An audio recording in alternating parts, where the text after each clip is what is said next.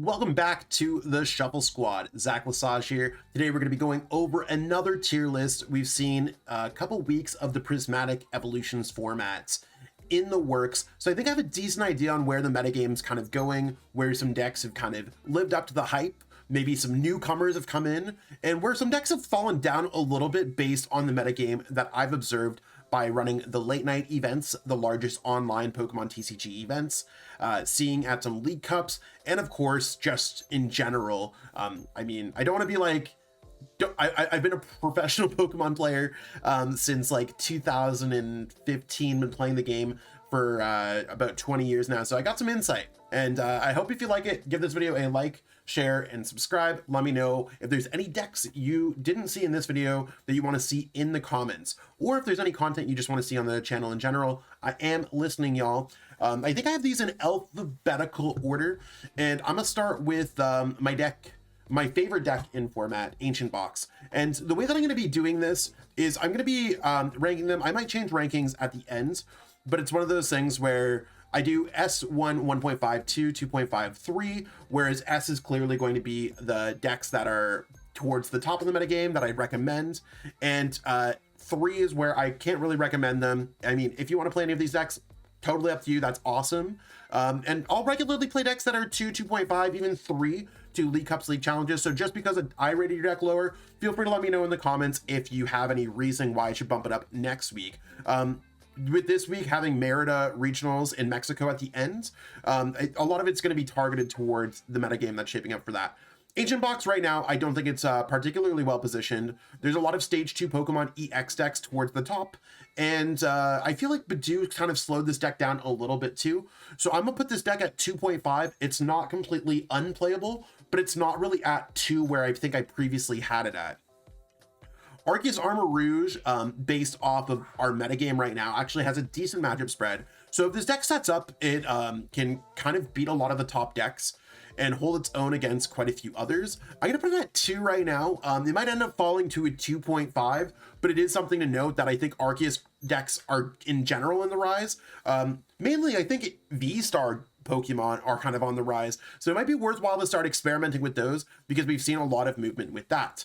We're gonna go Arc Dusknoir. That deck's playing Bidoof. It has access to other things. It's a deck that I've seen pop up at a few events and people have kind of started talking about it. I think it's slightly under Arc Armor Rouge, so I'm gonna put it at 2.5, maybe not 3 right now. Archaludon to me is probably going to be our first 1.5 deck. To me, I think this is just kind of a general like upper echelon of the metagame, and that's really where the 1.5 starts. It's not the absolute best, but it handles the metagame way better than a lot of other decks do. Ceruledge is a deck that I thought was going to pop off a little bit more based off the results of the Champions League Osaka, but it hasn't really been popping off the way that I thought it would yet. I'm probably going to put this deck at 2.5. It's not really living up to the hype, at least for me. Feel free to argue me otherwise. Chien-Pao,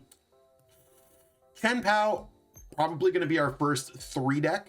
Well, I think it can hold its own against a lot of the top decks in format. It's not really a deck that holds around Bidoof. So even if you aren't late game and you're able to get past the rare candy into Baxcalibur phase, you might find yourself struggling in the middle of the late game if your opponent goes Bidoof, lock your superior energy retrievals out of play. Since we're so item heavy, I think a lot of the Pokestop based decks are probably going to go down a few tiers. Conkeldurr, this is one of the ones that we got based off of some previous knowledge, or basically someone told me to put Conkeldurr on here, and it's one of those decks that I have built in real life as well. I think I want to put Conkeldurr at 2.5, and the only reason why is I think its attacks, damage, and output does pretty well against a lot of V-Star decks right now. Those decks are popular right now. Otherwise, it's probably going to go down to number 3. That's where it's at. Charizard to me is either a 2 or a 1.5, and it's just, again, Bidoof things. I think there's a few takes on the deck that's done pretty well, but it does struggle against some stage 2 Pokemon EX decks. I'm just trying to think if there's a world where I'd want to put it at 1.5. It's not S, it's not 1. 1.5 seems, I'm gonna probably put it at 1.5. I'm gonna give it to Charizard's. History is probably one of the most powerful, if not the most powerful decks right now in format, and that's where we're gonna put this deck right now. Probably 2 is a little bit too low to put it when it comes down to things. Froslass Monkey Dory, another new deck to our tier list this week. And I'm going to put Froslass Monkey Dory at 2.5. I think this deck's cute. It can definitely build up a lot of damage counters and take some advantage to some weaker players as we're preparing for more of these regional championships. And we're going to have more of a solidified metagame going forward, not just online tournament results. Froslass Monkey Dory probably going to be around in the 2.5 territory, but it's definitely a cool deck, and it's a deck that I plan on covering on our channel in the future. Gardevoir is, to me, our first S tier deck. Gardevoir is just absolutely popping off in our metagame, and I love how powerful it can be. So to me, I think it's just fantastic, just really fantastic as a whole. And being able to go Badoo, Monkey Dory, counter catcher, Iono your opponent mid to late game. This deck really gained a lot from being a slower deck and being able to play Badoo, but also being able to play around Badoo. So Gardevoir is better based off the metagame and with the addition of Badoo. Gouging Fire, to me, I think I want to put Gouging Fire. I think 2.5 might be fine. Gouging Fire typically does well against a lot of the big aggressive V decks. There are a few Palkia decks in our format. I'm just trying to think where I want to formulate it, because you think I might come into here with an idea, but a lot of it I'm just like, I come up with the icons and then I'm going to place them. If there was like a 2.25, I'd put it there, but Gouging Fire largely has not seen a lot of success outside a few day 2s at regionals. I think not a lot of people are playing this deck, so prove me wrong. Get that day 2 with Gouging Fire if you're a Gouging Fire believer. I know I am. Gouging Fire got me a smooth 50 CP this season, but right now I just think that it's not where I want it to be in the current metagame, even though I do like that it has access to Delphox and Monkey Dory and all these cool cards. It's definitely a deck to visit, but maybe it's not going to take you all the way. Iron Thorns, to me, do I think Iron Thorns is hot in our current metagame? There are quite a few decks at the top that don't really care about its abilities that might be able to outpace it. I'm going to put Iron Thorns probably at a tier 2.5. 2.5 is really going to be a lot of our catch-all for decks that exist that might not be popping off in our metagame. I think that there's better control element decks that we might see at things. Lost Zone Box. I think Lost Zone Box struggles with a lot of decks at the top. And again, I'm probably just going to put it at 2.5 catch-all when half the decks at the top are Dragapult decks, Dusknoir decks, Gardevoir decks. I think Lost Zone Box just loses its footing. It needs more aggressive decks in the format to try to build up as a single prize card deck with the ability to have 2 prize card Pokemon in play. Lost Tina is really going to be a deck that's surprisingly going to see a high peak here. It's going to be a 1.5. So coming back out of nowhere and being a new deck returning to our tier list this week is going to be Tina. And so you might be wondering why. Well, Tina can always hold its own with Gardevoir to some degree.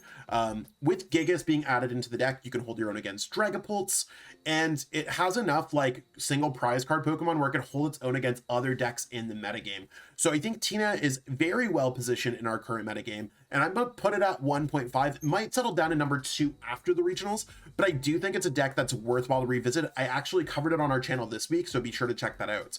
Lugia, another S tier deck. Boom. Lugia gaining Regigigas is going to be fantastic. It might be countered a decent bit, but I fully expect a lot of top players to be playing this at Merida regionals in Mexico this weekend. So we'll have to see how Lugia fares out. Absolutely fantastic deck there. Palkia Dusknoir. To me, I think Palkia Dusknoir is going to probably be in our... Where do I want to put this? To me, I'm probably going to put Palkia Dusknoir as probably... It's probably going to be 1.5. Very well positioned deck. Definitely a top deck in our current metagame. I think having access to Dusknoir gives you a lot of opportunities to outplay other decks when it comes to this format, and having access to Greninja gives you options to go against Miraidon. So Palkia Dusknoir, I really like how it plays out here a lot. Palkia Terapagos, I think I'm just going to put a step under because it does not have Dusknoir in this current format. And I think that being able to pop things and knock things out really works out, especially as we're peaking at stage 2 Pokemon EX decks. I might change that in the future. Pidgeot control, I'm probably going to put at number 2 as well. It's still to be determined on how well it can see success. I know that players like All Out Blitzel are seeing success, but decks like Bidoof can slow it down a little bit, and it's going to have to change the way that this rare candy Pidgeot build is going to work. Raging Bolt is probably going to go to a 2.5, maybe 2. I'm gonna probably put Raging Bolt at 2. While I feel like it doesn't necessarily hold its own against Gardevoir, it can hold its own against Dragapult, can do okay against Lugia, and other decks that are towards the upper part of the metagame. It's not necessarily the best, but it's kind of peaking above some of those other decks. Regidrago is going to also kind of fall in there. I think a lot of people are just kind of giving up on this concept. Cards like Crispin and playing your own Bidoof really can allow you to fight back when it comes to Regidrago. So I think we're going to see some players maybe unveil that at Merida Regionals this weekend in Mexico. Dragapult Charizard to me is going to be one of these upper decks in our metagame, and I think it probably falls into the 1.5 category. The reason why I think that Dragapult Charizard falls in there is because you have enough options to go Dragapult against a lot of the decks that are stage 2 Pokemon EX. You can prey on some of those weaker Pokemon. Charizard can scale as the game goes on, but Charizard also, instead of just being a Dragapult deck, you could also be Charizard against an aggressive deck like Raging Bolt. I also covered this deck on our channel this week, so be sure to check that out. Regigigas, I do not think holds its own in its metagame very well, and not a lot of people are playing it, leading me to put it at number 3. I think that there's a lot of cool decks, but there's also a lot of cool Area 0 counters, and there's a ways for decks like Dragapult and Dusknoir to draw multiple prize cards, something single prize card decks do not want to deal with. We have Dragapult Dusknoir. Dragapult Dusknoir I'm going to put up at S tier. I think this is, these are our 3 S tier decks when it comes down to it. And I really think that those decks handle a lot in the metagame. These are really the 3 gatekeepers if there ever was any. So keep that in mind as it comes to the metagame. Dragapult Dusknoir really popping off and probably the best Bidoof deck in formats, or more traditional. Gardevoir might be able to use Bidoof in more sneaky ways. Dragapult really being able to set up is fantastic. Something you might note is most of the decks that are seeing more success are the cards that incorporated Regigigas or Bidoof in the format, or they kind of countered them in a lot of other ways. Roaring Moon to me is probably going to be a tier 2.5. I think this deck struggles a little bit with decks like Dragapult and decks like Lugia, and even decks like Gardevoir. It's not necessarily as powerful as decks like Raging Bolt because it has to put damage counters on its Pokemon. So while we're not seeing a lot of control in the metagame, I think that something like Roaring Moon has the opportunity to see success in the future. Snorlax is a deck that we probably put a little bit too low previously. I think I'm going to put it at 2 this week. And the reason why I'm putting it at 2 is because the metagame is still undecided. There's a lot of decks that Snorlax can just win against, and we're going to have to see how Snorlax really thrives in this metagame. I know that we've seen a few players win cups. We've seen some online event results. So it's really something that I imagine we're going to see more of in the future. Players will determine how the format goes, but having Lugia as an S tier deck and Gardevoir as an S tier deck, and even Dragapult Dusknoir as an S tier deck is going to hold this deck down a little bit. Don't let that scare you off from the archetype. I think a lot of the control and stall and wall kind of archetypes really aren't necessarily seeing what they deserve right now because we haven't had a major event yet. We're going to go Dragapult Iron Thorns. I think this deck's kind of fallen off a little bit, considering it doesn't really hold too much against the top decks. I'm going to put it at 2.5. I think that Dragapult Dusknoir, Dragapult Charizard are better Dragapult variants, in my opinion. Terapagos, Dusknoir. Considering this deck is very item-based and there's a lot of Bidoof, I'm going to put this at probably number 2. Not as bad as some of the decks in 2.5 where it's feeling it in the metagame, but it's not necessarily going to be hyping up the metagame any much further. To me, I think it's just like, okay. And it could definitely win a League Cup, win a League Challenge, or do well at a Regionals. don't get me wrong, I think S tier is like winning the regionals. 1 tier is like maybe top 8ing the regionals. These are decks that are going to probably top 32 the regionals, maybe top 16. And then the rest of 2.5s are like the top 64 to day 2 portions. Whereas I think decks in 3 are probably going to be a 1 of inclusion of day 2, or maybe not even getting there. Most of these decks on the metagame are based off of previous results anyways, so we'll have to see how it all plays out. Future box to me is probably just going to be 2.5. Might lose to decks like Gardevoir, might lose to decks like Dragapult, but it beats Lugia, so there's some merit there. I wouldn't say it's necessarily a tier 3 deck. Wallstall's a deck that I think is going to see a little bit of a movement up. I'm going to put it right at 2, right beside Snorlax. Well, I guess not necessarily right beside Snorlax, but in terms of kind of attacking decks, I think that Wallstall, Cyrus Davis from TSS basically put out an article showing attacking Wallstall. I think that deck's quite good. Might actually be 1.5 when it comes down to it. But it's really one of those things where we have to see how the metagame shapes up, and I think I'd rather see how Merida shapes up before necessarily putting it at 1.5 this week. Gholdengo is a deck that to me is also going to be at probably 2. It's fine, but it's not necessarily seeing the peaks of what we previously had it at. Cloth, same thing. I'm going to move up to number 2 here. Bidoof with Binding Mochi is actually kind of hot when it comes down to it, because you could definitely slow your opponent down and start doing damage and knocking out your opponent's Pokemon. So to me, I think that's where I'm really at when it comes down to Cloth. It gained Bidoof. It's pretty cool. Definitely has some issues still when it comes to the deck. And it probably wasn't ever like super high up there anyways. Probably just more hyped in the metagame, and then top players really figured out how to play against it. Miraidon is going to be our last deck, and that's going to be R1. It's so close to being S to me that I think it's just really one of those things where I can't put it there because it's still lacking a solid Dragapult matchup. It's definitely winnable, but Dragapult typically has an edge against Miraidon, whereas it beats Lugia and Gardevoir. So it holds its own against those, can hold its own against a lot of the metagame, but a slower start or Bidoof can slow it down enough. And of course, missing a few electric generators along the way can solve or can cause it to be at number 1 instead of S. Maybe we'll see that change through merited regionals, but right now this is what we got going on for our metagame. The way that I predict it right now, we will be having more content on the channel, including our top 10 best decks. So if you need any of the cards for any of these decks, go to kayfabecards.com in the description to get your physical cards. That's where I get all my cards from, or you can go to ptcgostore.com to get some code cards to craft these decks online using code TSS5 to save 5%.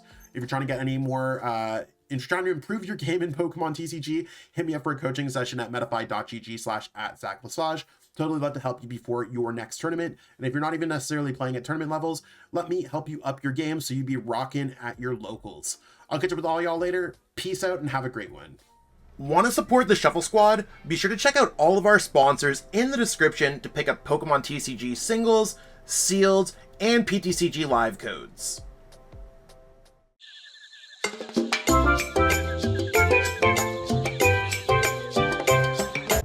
You made it to the end. Thank you so much for watching this entire video from the Shuffle Squad.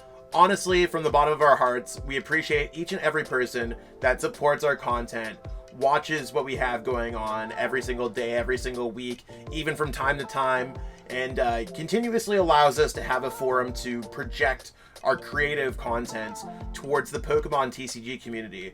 So if you haven't already, be sure to give this video a like, subscribe to the channel, and even leave a comment to help boost the YouTube algorithm. That being said, we'll catch you with our next video. Thanks again. Take it easy.